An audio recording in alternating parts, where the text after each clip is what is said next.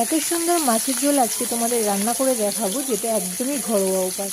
আর এই মাছের ঝোলটা ছোট থেকে বড় সবারই কিন্তু খেতে খুবই ভালো লাগে। তো চলো রান্নাটা শুরু করা যাক। আমি কিন্তু প্রথমে মাছগুলোকে ভালো করে নুন, হলুদ, শুকনো লঙ্কার গুঁড়ো মাখিয়ে রেখেছিলাম, আর সেগুলো কিন্তু তেলে ভালো করে ভেজে নিলাম। তারপরে কিন্তু বড়িগুলোকেও এক এক করে সবকটাই ভেজে নিলাম, আর যে তেলটা ছিল তার মধ্যে দিয়ে দিলাম জিরে ফোড়ন।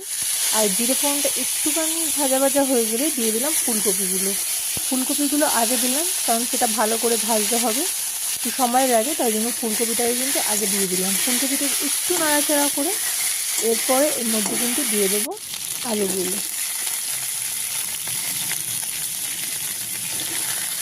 এবার আলু আর ফুলকপিগুলোকে ভালো করে ভাজবো।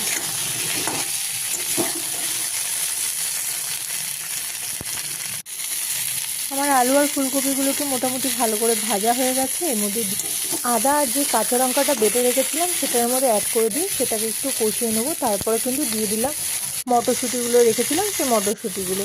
এরপরে তো আমাদের দৈনন্দিন যে মশলাগুলো আমরা ব্যবহার করি সেই মশলাটাই কিন্তু দেবো, নুন, হলুদ, লঙ্কার গুঁড়ো, জিরের গুঁড়ো, এগুলোকে দিয়ে ভালো করে কষিয়ে নেবো।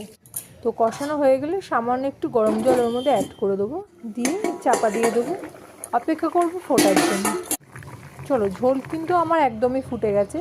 আর যে আমি মাছ আর বড়িটা ভেজে রেখেছিলাম সেগুলো কিন্তু এক এক করে সবই দিয়ে দিলাম। অপেক্ষা করবো আর কিছুক্ষণ ফোটার জন্য।